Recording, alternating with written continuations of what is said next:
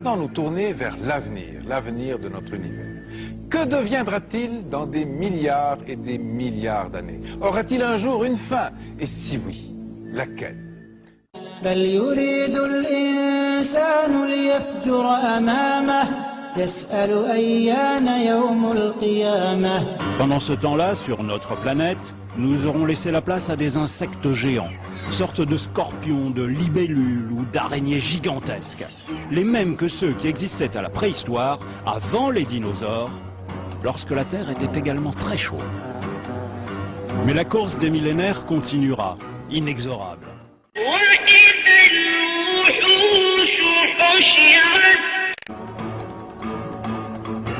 4 milliards d'années dans l'avenir, la Terre sera devenue un enfer totalement inhabitable, plusieurs milliers de degrés.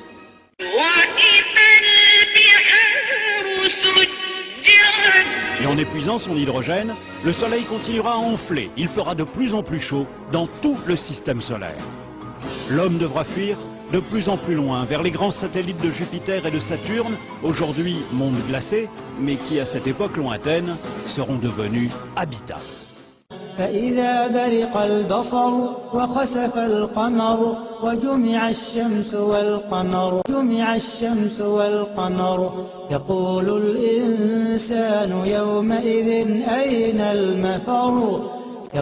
الإنسان يومئذ أين المفر كلا لا وزر إلى ربك يومئذ المستقر. À cet instant, deux théories s'affrontent. Soit la masse du Soleil est plus grande que ce qu'on pense aujourd'hui, et dans ce cas il pourrait s'effondrer sur lui-même et se transformer en ce qu'on appelle un trou noir. Là les choses iraient très très vite, en moins d'une heure, son diamètre ne serait plus que de 3 km, il absorberait tout ce qui passe à proximité et rien, pas même la lumière, ne pourra s'en échapper. Dans ce cas, notre monde finirait par être aspiré avec toutes les autres planètes du système solaire comme une vulgaire poussière au fond d'un aspirateur cosmique.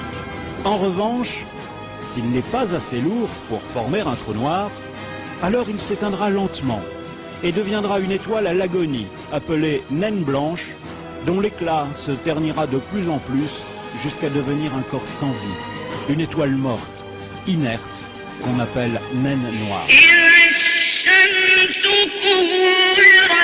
Plus loin que prévu, ce qui signifie bien que l'expansion de l'univers s'accélère peut-être sous l'effet d'une force mystérieuse que les astrophysiciens appellent l'énergie noire.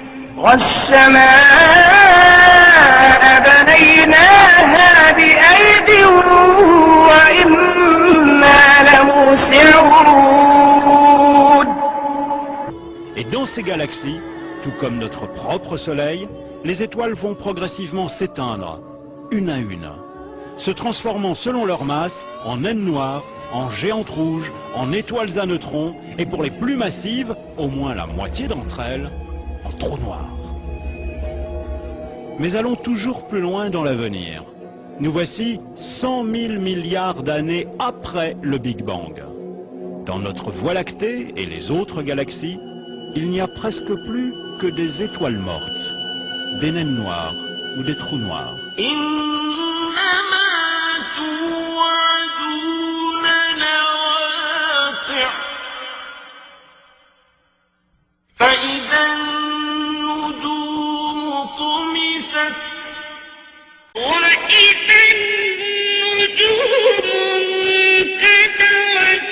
La matière à son tour commencera à se désagréger.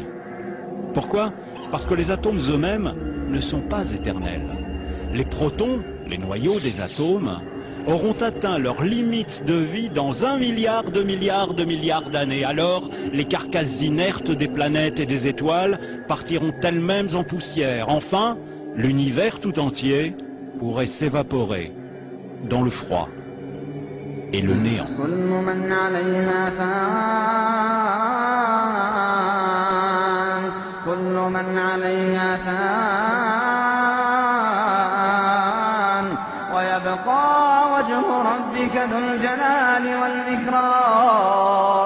فبأي آلاء ربكما تكذبان